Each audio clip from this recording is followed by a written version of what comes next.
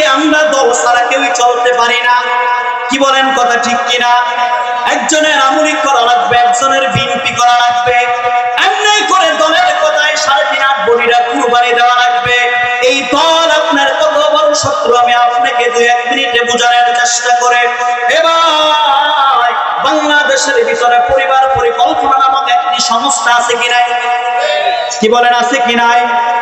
এইটা সরকারি লাইসেন্স প্রাপ্ত সরকার, এই পরিবার পরিকল্পনা সরকার, এই সরকার এই সংস্থা দিয়েছে কেন?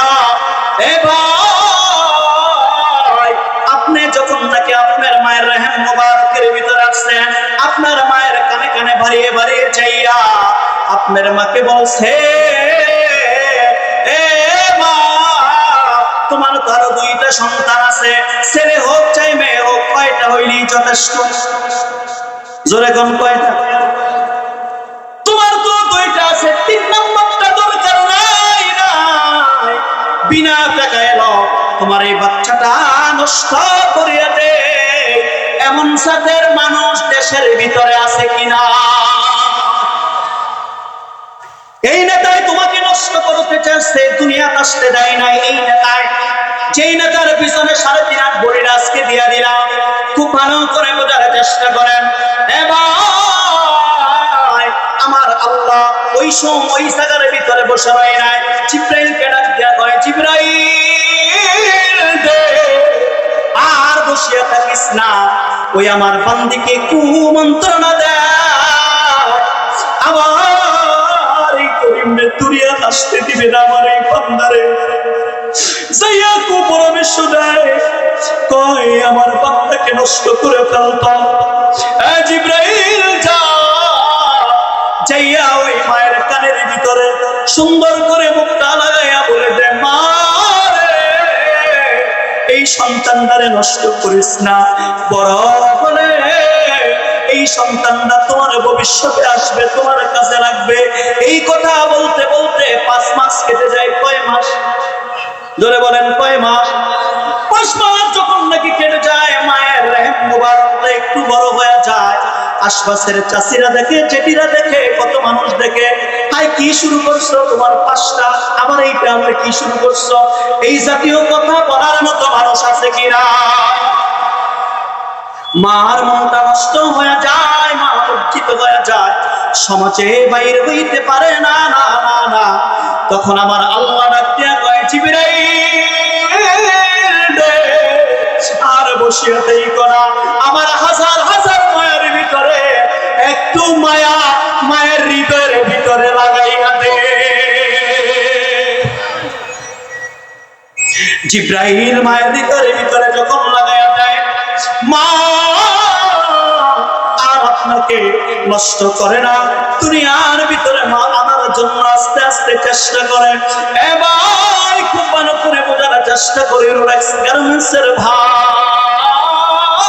রে, ওই মায়ের রেহেম মুবারকের ভিতরে যখন নাকি আপনার বয়স হয়ে যায় 4 থেকে 5 মাস, আল্লাহ সুবহানাহু ওয়া তাআলা পাগুলো উপরের দিকে দেয়, কলিজার দিকে দেয়, আর মাথাটা নিচের দিকে দিয়া দেয়। কলিজার ভিতরে যখন নাকি পাটা ঠেকায়া দেয়, মায়ের রেহেমটা হচ্ছে 6 ইঞ্চি বা 8 ইঞ্চি মায়ের রেহেমটা। আমার আপনার দৈর্ঘ্য ভাই 1.5 থেকে 2 হাত হয়ে যায়। যখন নাকি কলিজার ভিতরে লাগাইয়া দেয়, আস্তে আস্তে আমরা বড় হয়, আর মার কলিজাটা লাত্তি মারতে মারতে উপরের দিকে তুলতে থাকি, উপরের দিকে তুলতে থাকি, মার কলিজাটা উপরে উঠিয়া যায়। যখন আমরা দুনিয়ার ভিতরে আসি, মার কলিজার ভিতরে এমন ভাবে আঘাত করি, মার কলিজাতে মা দুনিয়ার ভিতরে অজ্ঞান হয়ে পড়ে যায়, কোন শব্দ দুনিয়ার ভিতরে প্রবাহিত হয়ে যায়। জোরে কোন কথা ঠিক কিনা? ওই মা অজ্ঞান হওয়ার পরে সন্তান দুনিয়ার ভিতরে এসে তখন আবার একটা চিৎকার দেওয়া, যখন নাকি চিৎকার দেয়, মার হুঁশ চলে আসে, সন্তানটারে কোলের ভিতরে না নিয়ে গালের ভিতরে চুমা খায়, নিজের কষ্টের কথাটা মা মুহূর্তের ভিতরে ভুলিয়া যায়। আর দেখছেন শ্রমিক ভাই, ওই মা তোমার গ্রামে, তুমি শহরে বেতন পাওয়ার পরে ঘরের ভিতরে বাসার ভিতরে স্ত্রীর কাছে কত না ভালো কিছু নিয়ে যাও, একবার মার খবর লও না। মা তুমি কেমন আছো, তোমার ওষুধ শেষ হয়েছে কি হয় না? কি বলেন, কথা ঠিক কিনা? এ ভাই খুব ভালো করে বোঝার চেষ্টা করেন। আল্লাহ সুবহানাহু ওয়া তাআলা ডাক দিয়ে বলেন, ওয়াকাদা রাব্বুকা আল্লা তা'বুদু ইল্লা ইয়্যাহু ওয়া বিল ওয়ালিদাইনি ইহসানা।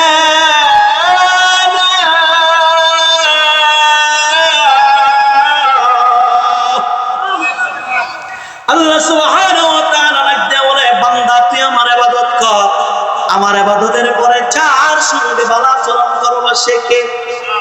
জোরে বলেন কে? সে তোমার আব্বার ভিতরে একটি শব্দ আছে, উফি ওয়ালা তানহারুমা ওয়া কুল লাহুমা কাওলান কারীমা। মা যদি তোমাকে মারতে মারতে রক্ত যদি প্রবাহিত করে ফেলে, খবরদার খবরদার, উফ বলা যাবে না, আহ বলা যাবে না, নড়াও যাবে না, চড়াও যাবে না। আমি এই আয়াতের তাফসীরটা নিয়ে গবেষণা করলাম, কেন মা মারলে কাঁদা যাবে না, উঠা যাবে না, শব্দ করা যাবে না, ধমক দেওয়া যাবে না। আমি গবেষণা করার পরে আমার মনে পড়ে গেল, হায় রে, আমার মা যদি আমাকে মারতে মারতে হয়তো মা 2 ফোঁটা রক্ত বাহির করবে, 5 ফোঁটা বাহির করবে, জোরে কোন কথা ঠিক কিনা? কিন্তু আমার মা তো আমার জন্য জন্মের সময় কয়েক ব্যাগ রক্ত দুনিয়ার ভিতরে বিনা দ্বিধায় ঢেলে দিছে, জোরে কোন ঠিক কিনা? আমার মা তো আমার ওষুধ না থাকলে পাগল হয়ে গেছে, আমার আব্বা পাগল হয়ে গেছে। আমার সন্তান ওষুধ না থাকলে আমি বারবার স্ত্রীকে ফোনটা বলি, ওষুধ খাইছে নি? এই রোডেক্সের শ্রমিক ভাই,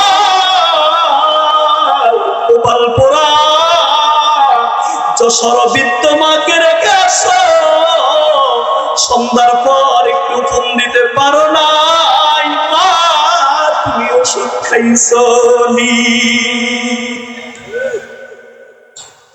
শুক্রবার তোমার ভালো ভালো বাজার হয়, স্ত্রীর জন্য, সন্তানের জন্য মুরগি নাও, গোস্ত নাও, কিন্তু একবার জিগাও নাই, মা গো তোমার ঘরে আজকে শুক্রবার গোস্তের ব্যবস্থা হইছে নি? জিগাইতে পারছি আমি? পারছি? ভাই কথাটা ওই দিকে চলে যাবে, পায়ের ভিতরে হাত রেখে বলি, রে ভাই, যদি জান্নাত কিনতে চাও মা ছাড়া বিকল্প আর কোনো কি নাই? পথ আছে? বিকল্প কোনো পথ নাই। আল্লাহ সুবহানাহু ওয়া তাআলা ডাক দিয়া কয়, বান্দা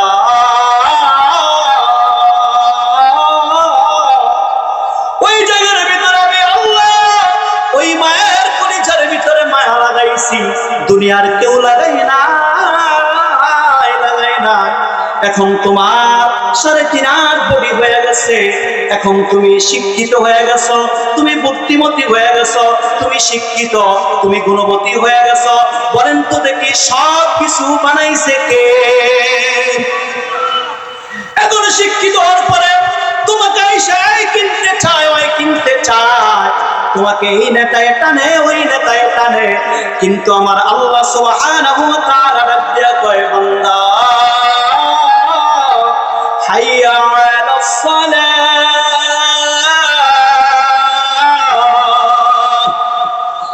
কি বলেন, কয় না? আমার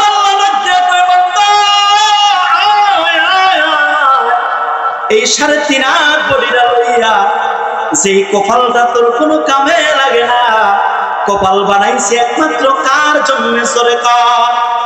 এই কপালটা দিয়ে আমাকে সেজদা দিবি। আমরা এই কপালটা সরাইয়া কুসকাই অন্যদিকে চলিয়া যাই। আল্লাহ ডাকে 5 বার ডাকে, আমরা 5 বারের ভিতরে একবারও আল্লাহর ডাকে সাড়া দেই না। জোরে কোন ঠিক কিনা?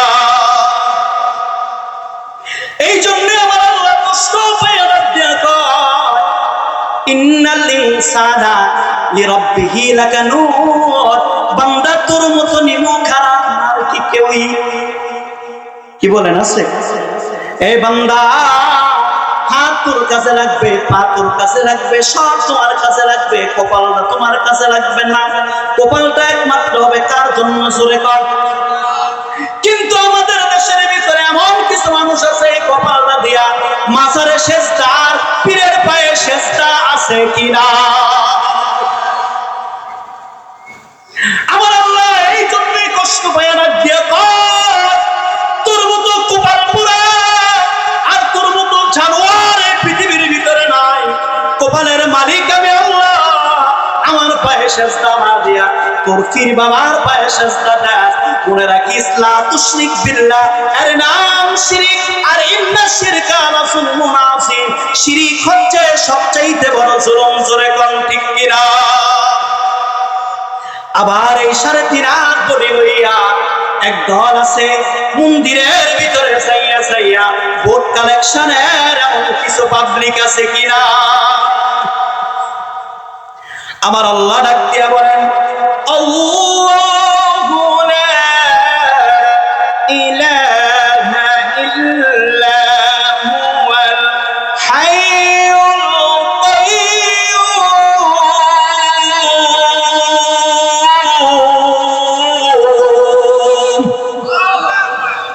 আল্লাহ সুবহানাহু ওয়া তাআলা ডাক দিয়া বলেন, আল্লাহ ছাড়া আর কোন ইলাহ দুনিয়ার ভিতরে আছে? কি বলেন, আছে? কিন্তু যারা আল্লাহ ছাড়া মন্দিরের ভিতরে যায়, ওই মূর্তিখানায় যায়, যাইয়া মূর্তিখানার ভিতরে যাইয়া যাইয়া ভোট কিনে, ভোট চায়, আবার তাদের লগে সুসম্পর্ক থাকে। মসজিদেও যারা আছে, মন্দিরেও যারা আছে, তাদের ঈমান নিয়ে প্রশ্ন আছে কিনা? কোন মুসলমানের সন্তান ওই মন্দিরে যাইতে পারে না, মূর্তিখানায় যাইতে পারে না। তার কারণ আমার বাবা, আপনার বাবা ইব্রাহিম আলাইহিস সালাতু ওয়াস সালাম যখন পৃথিবীর ভিতরে আসছে, মূর্তি ভাঙার অপরাধে 40 দিন পর্যন্ত আগুনের ভিতরে ফালাইছে কি ফালাই নাই? জোরে কর। আমার বাবা, আপনার বাবা আগুনের ভিতরে নির্দ্বিধায় পড়ে গেছে, কিন্তু তারপরও কোনদিন মন্দিরের ভিতরে যাইয়া, মূর্তিখানায় যাইয়া একবারের জন্য মাথা নত করে না। বড় দুঃখ লাগে, 95% মুসলমান দেশের ভিতরে আলেম উলামারা যদি যাইয়া মূর্তিখানায় যাইয়া যদি পুরের অ্যাডভারেজ করতে হয়, তাদের জঙ্গি যদি লেয়াসুরাতে রাইখা যদি ক্ষমতায় আসতে হয়, এর চাইতে দুঃখ আর নির্লজ্জ বাংলার জমিনে আর কিছু হতে পারে না। এবার তাহলে তুমি কিসের মুসলমান? 95% মুসলমান। যদি মুসলমানেরা যদি আলেমকে ভোট না দেয়, আর আলেমরা যদি এই দেশের ভিতরে সরকার গঠন করতে না পারে, এমন মুসলমান হওয়ার চাইতে না হওয়াই উত্তম। এ ভাই, খুব ভালো করে বোঝার চেষ্টা করেন আল্লাহ কিসের জন্য ডাক দিয়ে বলে। তার কারণ এই দেশের ভিতরে আমলিক যদি মূর্তির মুক্তিদানা বলে মন্দিরের ভিতরে যায়, মূর্তির সামনে যায়, বিএনপিও যদি যায়, হুজুরেরাও যদি যায়, তাহলে আমলিক আর বিএনপি হুজুরের ভিতরে পার্থক্য কি? বলেন, কি পার্থক্য? তাহলে তাদেরকে শরীয়ত আর মুনাফিক বলে কি লাভ? আমি নিশ্চিত এখন পর্যন্ত ইসলামের উপরে কায়েম থাকতে পারি। কি বলেন, পারি? এ ভাই, খুব ভালো করে বোঝার চেষ্টা করেন। বাংলাদেশের ভিতরে যদি ক্ষমতার ভিতরে আসার জন্য যদি আমেরিকার আব্বারে যদি খুশি করার লাগে, ভারতের কসাইরে যদি খুশি করে আসতে যদি হয়, তাহলে বাংলাদেশের ভিতরে ক্ষমতার কপালে 50 বার লাথি মারা উচিত। জোরে কোন ঠিক কিনা? আল্লাহ সুবহানাহু ওয়া তাআলা রাব্বিয়া বলেন, কুলিল্লাহুম্মা মালিকাল মুলকি তুতিল মুলকা মান তাশা ওয়া তানসিউল মুলকা মিম্মান তাশা ওয়া তুইজ্জু মান তাশা ওয়া তুযিল্লু মান তাশা বিয়াদিকাল খায়র।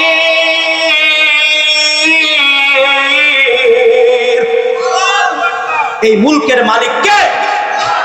যদি এইটাই যদি কোরআনের ভাষা হয়, কিসের জন্য আল্লাহকে বাদ দা আমেরিকার আব্বার কাছে কেন বন্যা দিতে হবে? এইটাই যদি সত্য হয়, আর তুমি যদি মুসলমান হও, তাহলে নরেন্দ্র মোদী কসাইয়ের কাছে কেন বন্যা দেওয়া লাগবে? বলো মুসলমান, কিসের জন্য ওই হিন্দু মূর্তি খারাপ কেন চাওয়া লাগবে? আর মূর্তির সামনে মাথা নত করা লাগবে কেন?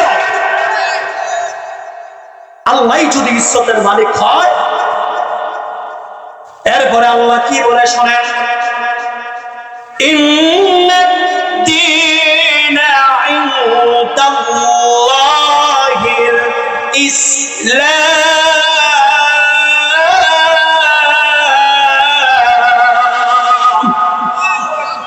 আল্লাহর কাছে মনোনীত ধর্মের নাম কি? জোরে বলেন কি? এখন যারা বলে যে রোজা আর কি যেন বলে, হিন্দু মুসলিম ভাই ভাই একসাথে কাজ করি, মাথায় ধরে চলি, এই কথার সাথে আর আল্লাহর কথার সঙ্গে কি মিল আছে? মিল আছে? আবার অনেকেই বলে হিন্দু ধর্ম এইটাও নাকি আল্লাহর প্রেরিত ধর্ম। চিল্লায়া বলেন নাউজুবিল্লাহ।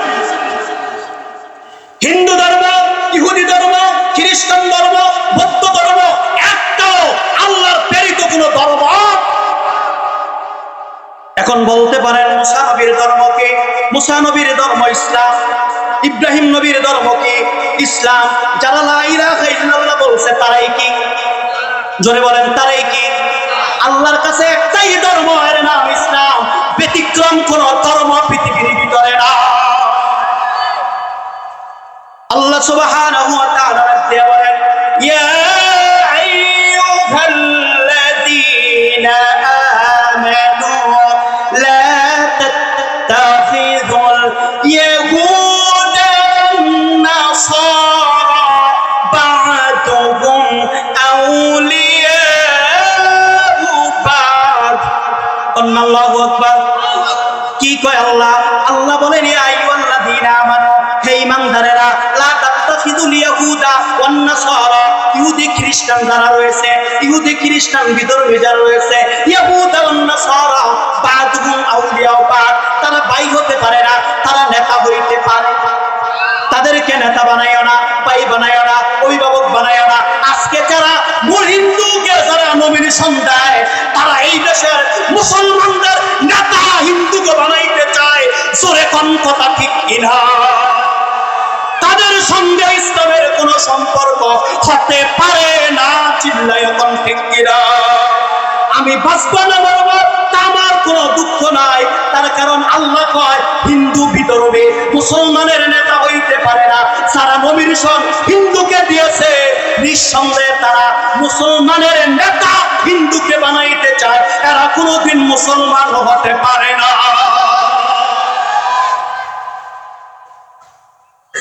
আমার আল্লাহকে যে পছন্দ না করে, তাদের সঙ্গে আমার 2 টাকার আপোষ কি বলেন আপোষ? আমি তো সেই মুসলমান যার রক্ত আমার দিলের ভিতরে বইছে। কোন মুসলমান? ইব্রাহিম আলাইহিস সালাতু ওয়াস সালামের জমানায় ফেরাউন ডাক দিয়া কয়, নমরুদ ডাক দিয়া কয়, তুমি মুসলমান? কয় হ্যাঁ আমি মুসলমান। কয় তাহলে তোমরা 2 জনকে আমি বন্দী করলাম। কয় ঠিক আছে বন্দী করলেন। তোমরা যদি মূর্তি পূজা করো তোমাদেরকে ছেড়ে দেব। কয় এটা সম্ভব না, পূজা করতে পারবো না। কয় তাহলে যদি না করো তাহলে তোমরা এই পূজা মণ্ডলের ভিতরে খালি সামনে আইসা দাঁড়াও। কয় না, তাও পারবো না। কয় তাহলে পূজা মণ্ডলের ভিতরে কিছু দাও। কিছু কি? ফুল দেয় না আমাদের সব পূজার ভিতরে দেয় না? কিছু দাও, না হলে টাকা দাও, পয়সা দাও। ডাক দিয়া আমরা কিছুই দেব না, কিছুই কি দেব না। কারণ এইটা দেওয়া যাবে না, এইটা শিরকি কাজ, এই জায়গার ভিতরে কি দেওয়া যাবে না। এ ভাই, মুসা নবীর জমানায় স্ত্রীরা বলে, ইবনে মুসা নবীর জমানায় বা ইব্রাহিম নবীর জমানায় তারা বুঝলো যে কিছু দেওয়া যাবে না। আমগো বাংলাদেশের ভিতরে আলেমরা গর্ব করে বলে, আমরা যদি ক্ষমতার ভিতরে আসতে যদি পারি, ক্ষমতার ভিতরে আসতে পারে, হাসিনায় মডেল মসজিদ বানাইছে, আমরা মডেল মূর্তি বানাইয়া মানে মডেল মন্দির বানাইয়া এই দেশের ভিতরে উপহার দেব। কন্যা নাউজুবিল্লাহ। দলের নেতাকে বাসাটা কি দেখছেন? আমরা মডেল কি বানাবো, মন্দির বানাবো। এই সমস্ত মুসলমানদের সাথে আবার এক সেকেন্ড জীবনের ভিতর রক্ত থাকতে, ইমান থাকতে হতে পারে? ওই লোকটা দিয়ে কয় তোমাদেরকে আমরা কতল করবো, কয় কতল করার তাও সম্ভব না। কয় তাহলে একটা মাসি আছে, এই মাসিটা মাইরাই আমাদের মূর্তিখানায় রেখে যাও, একটু কি দাও। কয় মাসি কেন? যদি বলে একটি শ্বাস ফলাইয়া তোমার মূর্তিকে উপকার করতাম বা তোমার মূর্তিকে ভক্তি জানাইতাম, আমার দ্বারা সম্ভব হবে না। না না না, ডাক দিয়া কয় কল্লাটা নিয়ে আনিলাম। এমনি করে কল্লাটা পাঠিয়ে দিয়া মুসলমান ডাক দিয়া কয় দিয়া দিলাম কল্লা, তারপরও ইমান দেব না। কি দিয়া দিলাম? কল্লা দিয়া দিলাম, কি দেব না? এ ভাই, তোমাকে দেখা বেরো হাসে, সুমাইয়া হাসে। সুমাইয়াকে আবু জাহেল এত কষ্ট দিলেন। কেমন কষ্ট? মাঠের ভিতরে নিয়ে আসলেন, সারা দিয়া কয় কে আছো? এই দেখো সুমাইয়াকে আমরা বস্ত্র হরণ, তার মানে শরীরের পোশাক গুলো খয়া ফেলছে। সুমাইয়া চোখের পানি কাছে ডাক দিয়ে কয় মালিক গো, মক্কার সব কাফেরকে রাখছে আমার ইজ্জত দেখার জন্য। সুমাইয়ার পরনের কাপড়গুলো যখন টেনে টেনে খোয়া ফেলে, আর ডাক দিয়ে কয় সুমাইয়া এখনো সময় আছে, ইমান ছেড়ে দে, ইজ্জত রক্ষা কর। সুমাইয়া ডাক দিয়া কয় আমি ইজ্জত দিতে পারি, তারপর আবু জাহেল ইমান দিতে পারি না। সুমাইয়া দুই পায়ের ভিতরে পেরেক মারে, দুই হাতির ভিতরে পেরেক মারে। সুমাইয়া দুই হাতের ভিতরে পেরেক মারে আর দুই পায়ের ভিতরে পেরেক করে ছবিতে শোয়া ফেলছে। ডাক দিয়ে সুমাইয়া রে, এখনো সময় আছে, ইমান ছেড়ে দে। কয় না, আমি ইমান ছাড়বো না। সুমাইয়া ডাক দিয়ে কয় মালিক গো, মক্কার সবাইকে আমার বন্ধু দেখো, দেখার জন্য কবর দিছে আবু জাহেল। আর আমি সুমাইয়া, তুমি মালিককে কবর দিলা, আইসা আমি সুমাইয়াকে একটু দেখে যা। ঘরের ভিতরে সুমাইয়া একজন আইসা লজ্জাস্থানের ভিতরে বলল মারলো তরবারির আঘাতে, সুমাইয়াকে দুনিয়ার থেকে বিদায় করে দিল। সুমাইয়া তামাম পৃথিবীর মানুষকে শিক্ষা দিয়ে গেল, আমার মুসলিম ভাই, মুসলিম বোন, আমি জীবন দিয়েছি, ইজ্জত দিয়েছি, তারপরও ঈমান দেই না।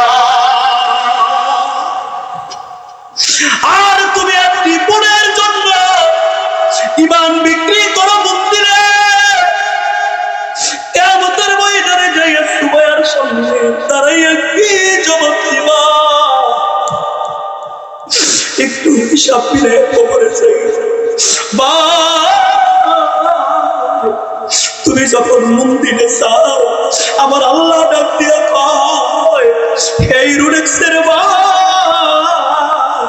আল্লাহ ডাক দিয়া কয়, মায়ের রেমে যখন রক্ত ছিলি তখন তো তোর কেউ ছিল না, ওই ডাটা ছিল না, নেত্রী ছিল না, কেউই ছিল না। আমি আল্লাহ এখন তোকে তৈরি করে দিছি। এখন তুই আমার গোলামি বাদ দিয়া হিন্দুর গোলামি করস, আমেরিকার গোলামি করস, ভারতের গোলামি করস। এই জন্যই বলছি উলাইকা কাল আনআম বাল হুম আদাল। তুই চতুষ্পাও জানোয়ার, তার চাইতে নিকৃষ্ট। জোরে কোন কথা ঠিক কি না? আমরা ঈমান দেব না, আমরা জীবন দেব। জোরে কোন ঠিক কি না? আমরা মুসলমানের পরিচয় দিয়া এই পৃথিবীর ভিতরে 1 সেকেন্ড বেঁচে থাকবো।